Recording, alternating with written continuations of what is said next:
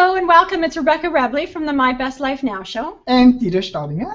And today we are so excited because we have Teela Herman with us. And Teela Herman is a 32-year-old mother to 3 young boys, all aged 7 and under. Could you imagine what it's like in that household? And Teela was 240 pounds just over 2 short years ago. And she was able to lose weight and change her entire lifestyle and her entire family's lifestyle. That's amazing, isn't it? Yeah, that is amazing. She is now an online health and fitness coach who runs a health and fitness accountability group every month on Facebook. And she went from being a size 18 who was addicted to fast food and junk food and who hated herself to someone who has shed 100 pounds and who now fits comfortably into a size 4, and I love this, comfortably into her own skin. Mm-hmm. And here's something great as well about Teela. When we first decided to go on a 40-day juice cleanse, Teela's blog was one of the first blogs that I came across, and what I loved about Teela was the authenticity, the energy, and the spunkiness. And the fact that she has 3 boys. I grew up, being the oldest of 3 boys, so I can empathize as well.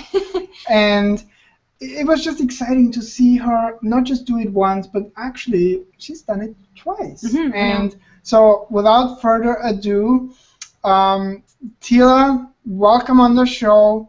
And if you can just get us started by letting our audience know what was actually the catalyst for you to become interested in juicing. Well, sure. I'd love to tell you that, and thank you for having me on the show. I really do appreciate it. The catalyst, though, I would say that the biggest one, because I had a couple, but the one that really got me to make that change had to have been when I was watching Fat, Sick, and Nearly Dead, which is a documentary that I found on Netflix. And there was a point in this documentary where the man, Joe Cross, asks another man in this diner if he could change his diet, and add 10 years to his life, would he do it? And the man, I'm paraphrasing, but basically said no, that, what are you going to do at the end of your, at your life if you have 10 years left on anyway? And I got so angry because about 2 years prior to that, I had lost my father to a heart attack. And my father, he had, he passed away because, truthfully, he didn't take good care of himself. He ate fast food all the time. And so I'm watching this, and I have this, built-up emotion, of course, and I'm yelling at the TV, and I'm just angry, like, how dare you? I guess come to find out, the man had 5 kids, which to me that means so much. I feel like I was robbed a little bit from my father passing away. So needless to say, I was angry. I was yelling at the TV, and then I looked down, and there I had, fast food in my hand, which was my addiction, and I was at about 240 pounds at the time, and so I was at my max weight, and I started crying because I felt like, wow, you're a hypocrite, like you know what killed your father, and yet you're still doing it. And while I never would say, that I would choose food over my kids, it was almost obvious at that point that that's what I was doing unintentionally. And I think so many of us can relate to those habits that we have that we don't necessarily want to admit that we have, but that kind of keep us in that place of lying to ourselves. And whether it's food or smoking or drinking or some other kind of habit, I think you really hit the nail on the head. Yeah, maybe you could talk to us a little bit about the connection between being unhealthy and being unhappy. Okay. For me, when I was unhappy, I had no energy. I was feeding my body the wrong things, things that I didn't know were necessarily wrong at the time, but that were slowing my body down, and it would just make me feel lethargic. And every day I felt like I had to take a nap. In the mornings, it took like everything for me just to get out of bed some days and face the day, And I would look at my life and I'd be like, but I like my life, I struggled with infertility for a while, and so we finally had kids, and I'm just like, okay, we have kids, and what's wrong, and what's wrong was really on the inside. I would spend a lot of time self-hating, and I realized that, when you spend that time hating anything, especially yourself, though, you can't really give to your family. You can't give everything that you have, or everything that you want and everything they deserve. So that to me was huge, and that's how I really saw it affecting my family. What did that look like for you? I know it's a personal question, but what did that look like for you? Like, how did that, play itself out in your daily lives, or even in your inner life? Okay. Yeah, I would look in the mirror, and when I would look in the mirror, I would say things to myself that you wouldn't even dare think of to say to your worst enemy. I would talk about, just very hurtful, like, you are fat, you are never going to get better, this is the best that it's ever going to get, you've tried so many times before, you failed so many times, you're a failure when it comes to this, so just ignore it, focus on other things in your life, and just be happy with what you have. But yeah, looking in the mirror and truly not being happy with who I was, and that manifested itself into, I think, a lot more fights that I had with my husband, because I wasn't as comfortable in my own skin as I should have been. I most certainly had no self-confidence, and you know how that works in relationships. You can't expect someone else to build you up all the time. You have to have some bit of self-worth back there. And so that was hard. And then, I was just on edge all the time because I was just that unhappy with who I was, basically. Can you speak a little bit to that getting real that you spoke of? Yeah, I one day realized that when I had my huge catalyst moment, that I realized I was kind of being a hypocrite. Mm-hmm. Like with that, I decided that, wow, you really can lie to yourself and then start to believe it, and live it. And so I finally decided, no more, BS, no more excuses, that I needed to become brutally honest with myself. And as you guys know, when you make that decision to say, I'm not going to eat food for this amount of days, you have to be accountable. Like, at least for me, that's what helped me the most. And I think that's what made me the most successful, was just getting out there. And like you said, I said, here I am, as imperfect as I am. I'm ready to open up, and I've got to do something for a change. So here I am, and accept me. And truthfully, that's what's been so amazing and so overpowering, is the amount of support that I've received just from truthfully being, who I am. So, that takes a lot for us to be vulnerable like that. I think a lot of people have a really hard time with that, and that's why part of the reason why I find you so inspiring is that you seem very open and just, yeah. So then you believe that it's not too late, no matter how old you are, no matter how dire your situation may be, to choose to go on this road towards health, because it is a road that we travel. So is that true? Like, you believe that? With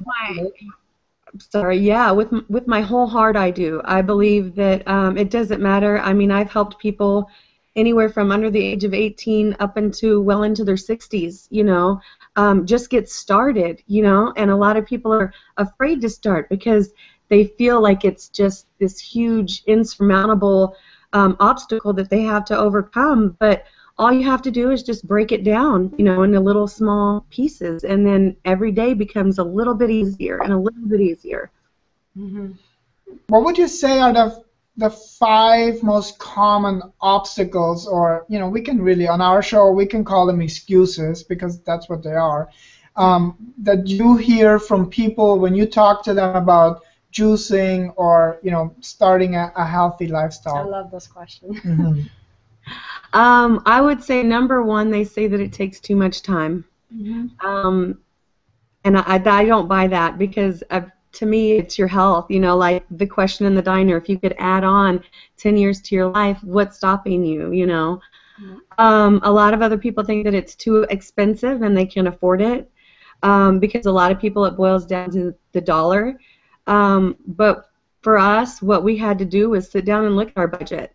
And when we looked at it, again, we had to be honest with ourselves, and we saw there were plenty of ways, and don't get me wrong, we're not, you know, financially rich or anything by that, you know, but we would look at our budget, and we would say, okay, you know, those extra bag of chips that we threw in the cart, those weren't really needed, you know.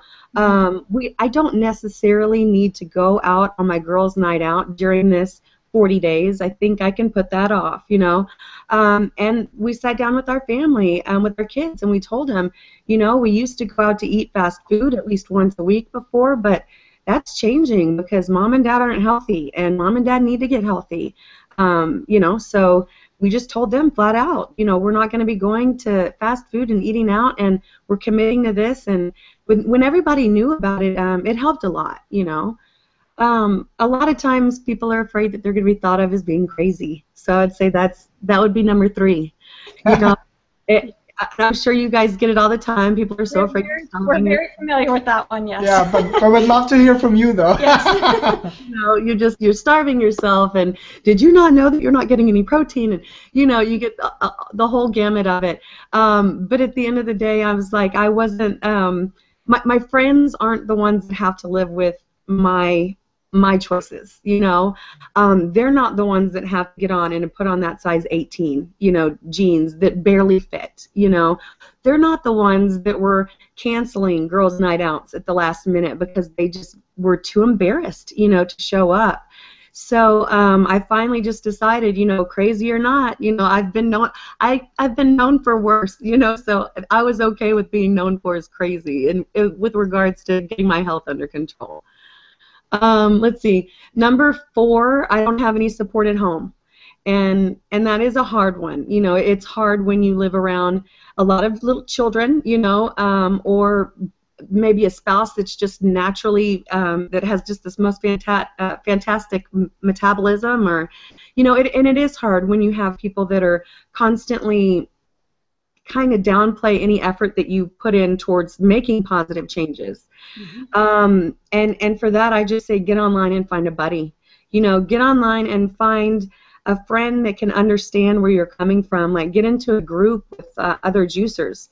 And that's where I found a lot of my support, was being accountable and opening myself up, but also, you know, finding someone who understood that journey, you know, that we're all on to getting better, to getting, you know, to become healthier.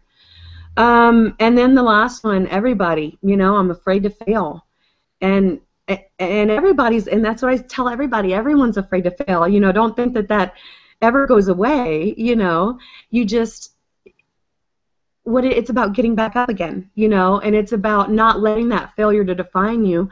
And I also think, though, that failure is a state of mind. You know, just like being a success is a state of mind. I think that you're only a failure when you believe it. And so as long as you're willing to get up the next day and to try again and to give it just a little bit more than you gave it the day before, I don't see why you're not succeeding. You know, I think that's success in and of itself right there. That, oh my God, thank you so much, because we can obviously relate to pretty much all of them, I think. Yes, we can. We've heard all of them for sure. And you know, and also that, again, coming back to why we think that you're such an amazing and inspiring role model, is because you included your family. You know, it wasn't something that you just did on your own, and you realized the problem isn't just you, it's you know, how we kind of create our family as well. And so I love that you empowered your family by including them as well. Can you talk to a little bit about what it was like? Because it must have been a big change. How did the kids handle it when you said you weren't going out for fast food anymore? You know, they were pretty supportive at first, because, you know, they hear mom and dad want to get healthy, and so they're just like, okay, you know, cool. Well, but you know what really did help was buying the juicer and bringing the juicer home and getting them involved in it. You know, like I could go downstairs right now and they're going to ask, you know, if, can you make me, you know, one of your drinks? And they'll drink, you know, kale and all kinds of, you know, stuff that I would have gone into thinking they're never in a million years, you know. But really, like letting them come in and asking their input. Okay, well, you know, what do you want to put in there today? And I also learned very quickly that you have to be very careful about talking about body image. With boys, with girls, you know, children, it doesn't matter. I think a lot of it, and I didn't realize it, but when we're saying mean things about ourselves out loud, our kids hear it. And not only do they hear it, but they pick up on it, and it's as if you're calling them that name because that's who they are. They are you. You know, they're half you, and so I struggled a lot with that in the beginning, with learning how to talk about needing to become healthier without saying those negative bashing things in my head and saying, well, mom needs to get healthier because she's fat, you know, and mom's afraid she's going to die of a heart attack, you know. I mean, they don't need to hear that. So I did struggle a little bit with that, but we talk now about how we want our bodies to feel, you know, like we want to feel strong, and we like it when we have a lot of energy to run and play, and so we talk about things in that type of light now rather than body images. Yeah, I really like how you bring that positive, put it more to the positive side, which encourages them to feel that way about their bodies too. Right. Yeah. And I think that's a good point, because the kids will take our lead consciously and unconsciously. And I know we're kind of going back a little bit to where you started off in this interview, but what exactly does it mean when somebody is addicted to food? Because you know, food is something that we do every day. It's part of, you know, so many social functions. It's really a part of, you know, so woven. It's a huge part of our lives. So what does it actually mean, and what would you, from your personal experience, but also working with clients, what are the most common signs and symptoms when somebody is addicted to food? I would say a lot of the times it's binge eating, you know, when people, especially when emotions are involved, you see it. Like a lot of people, they call themselves, you know, emotional eaters, and I guess it's okay to a certain point, but when you become that person that, you know, when you're eating the wrong things, and instead of eating the right things, and you're not nourishing your body in that sense, you know, like if I'm stressed out, you know, would grabbing an apple now help me? You know, probably not. You know, going and working out would help, you know, doing something like that. But before, it would be, let's go to the fast food, you know, or you're nervous about doing, you know, a webcam interview, you know, so what do? You eat a bag of chips beforehand, and I'm happy to say I did not, you know. Yeah, I can relate to that too. Me too. Yeah. And, you know, ice cream around that time of the month because, you know, it's our right, you know, and it's like, well, if you make it your right, you have to be honest with yourself, you know, and don't get mad at the results when you only put in a quarter of the effort, kind of a thing. So, yeah, I guess. That's awesome. And Rebecca just put out a video exactly about, you know, and I say that as a guy because I love my woman a lot, and I really feel, you know, especially around the menstrual cycle, you know, there's a lot of stuff involved, a lot of shame, a lot of grief, and also a lot of, you know, not very good habits too that are not supported by the people around you women. And you know, I really, as a guy, I have to say, the video that Rebecca did was really amazing. And you spoke to that. Thank you very much, because in the end, that's also one of the keys to being successful. And do you want to add to that? Yeah, I have found myself personally that the juice cleansing has really helped me with my I suffered from really bad PMS, a really tough menstrual cycle. So I have found that to be life-changing. So. Yeah, I noticed during my 40 days, my first menstrual cycle, which came very soon, right after I started, that one was a little intense, but I'm used to pretty intense, cycles. And I also believe that was during my detox as well, so I'm sure that had a lot, to play in it. But yeah, after that, I noticed my cycle started lightening up a lot, and they weren't nearly as intense and debilitating as before because I had endometriosis and PCOS and all the kind of other women problems. But yeah, they did seem to ease a lot when I was into my juice fast.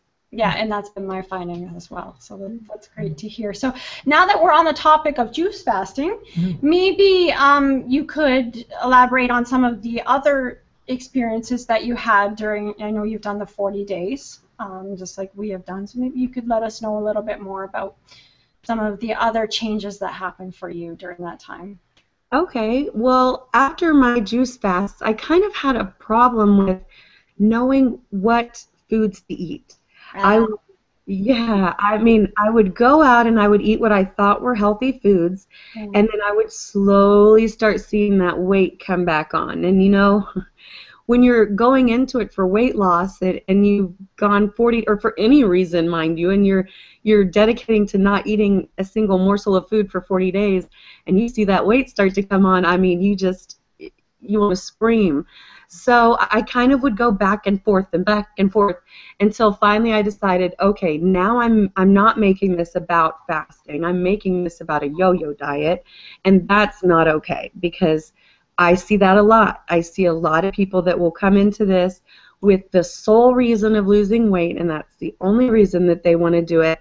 And they're usually not as successful as someone who comes in saying, I'm ready to turn it all around. I'm ready to give you all I've got, and I want to come out, as a better, not someone new, but an improved person, So could you please say a little bit more about what you actually have, the steps that you have taken for yourself, what's working for you and what's working for people that you work with? Mm-hmm. Yes, I actually, when I was bouncing around from, my juice fasting and not juice fasting, I finally decided that I wanted to get a coach. And so I found this woman that I actually had found her in a juice group, oddly enough, I hung out there a lot. But she was more of a health and fitness coach. And so she was changing her life by cleaning up her eating habits. And she was on more of a paleo type diet, which is, cleaner than most clean diets, And I just admired her so much because I saw her come from about 240 pounds. I mean, not 240, about 200 pounds. And then when I went to become her client and hired her to be my coach, she was about 160 pounds. And then, but just continually, working on her goal and working on her body. And she would put it out there like I did, and she would be very honest, and she was so positive and motivating. And so that's, I clung to that. And with her help, I was able to clean up my diet and really find what's healthy and not just doing, an internet search for healthy foods because, macaroni comes back on that list, I love macaroni, but I haven't been able to find a real healthy macaroni recipe. But so I was able to really hone in on my diet, and then I also got accountability with daily fitness. And so after doing that for a couple of months, I decided, that's really where I think my passion is.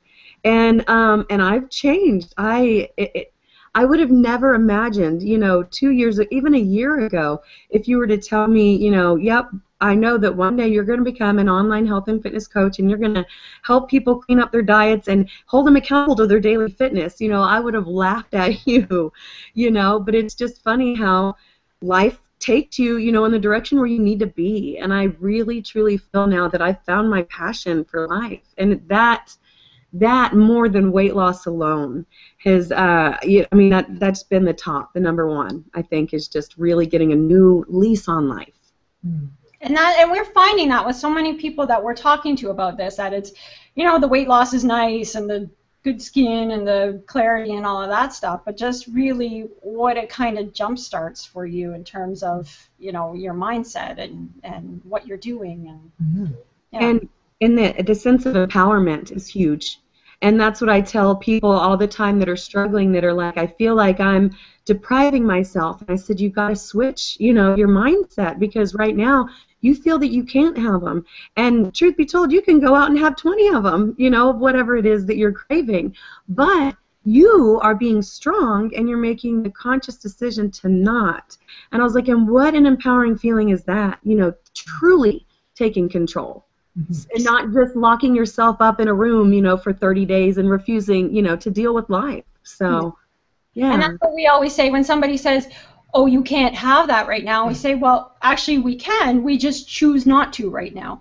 So Exactly. It's a choice. I mean, that's been one of the biggest discoveries for me throughout this whole thing is you have a choice. The choice is yours. It's not up to somebody else or what's kind of dictated around you. It's your choice. So.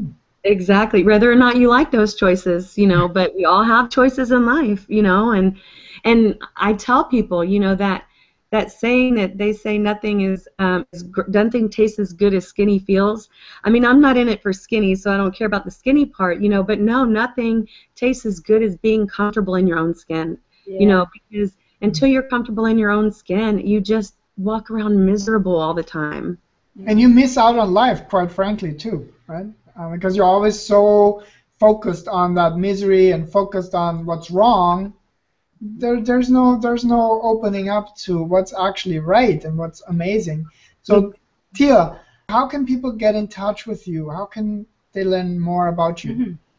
Okay, well, I'm always on Facebook, so that would probably be your first place to find me. And I'm Teela. It's T as in Tom, E-E-L-A. It's Getting Fit, I put it as my middle name, Herman. So Teela Getting Fit Herman on Facebook. I have a blog, which is myfortyDayJuiceFast.blogspot.com. And then my email, which is thejuiceathomemom@gmail.com. And it's just all one word. Perfect. Thank you. And we'll put those links also in the description of the video so people can just click on it. And we'll also put them up as lower thirds. Again, you're so inspiring, and I love your energy. Me too. I love that about you. And in closing, is there anything else that we haven't covered today that you think our audience could really benefit from? You know, it's mind over matter, and I really believe that. I really believe that it doesn't matter what age you are. It doesn't matter how much weight you have to lose. I have my stepdad who has a lot of weight to lose, and he's not the youngest. I mean, you know, I'm in my 30s, and you know, but he decided one day when my kids asked why doesn't Grandpa work out, he said, I have no excuse. And he said, and so he did it, and he's committed. He's 2 months into my health and fitness accountability group, and he's lost over 30 pounds. Wow. Wow. That's awesome. Yeah, I know exactly. I love it because I can see on his Facebook page, he'll have people from his high school say, Doug, you weren't that skinny back in high school, you know, and I'm just like, oh, it makes my heart sing because I feel like maybe I could save just one person, you know? And also, age is no excuse. I mean, you know, clearly, age is not an excuse at all. And it comes back over and over again to mindset, doesn't it? It does. Mind over matter. If you can change your mind, I mean, you can become successful at anything, really. It's huge, huge. It's just been such an honor today. I know. It's been really great. Maybe also, you know, I'd be interested even in finding out some of the recipes and some of the exercises that you find the most helpful, but maybe we'll leave that for another time. Sure. In the meantime, thank you so much for taking the time to be on our show today, and we wish you well, lots of success, lots of happiness, and until we speak again. We'll keep following you on Facebook. Yeah, we will. Thank you so much, guys. I appreciate it. Thank you. Thank you.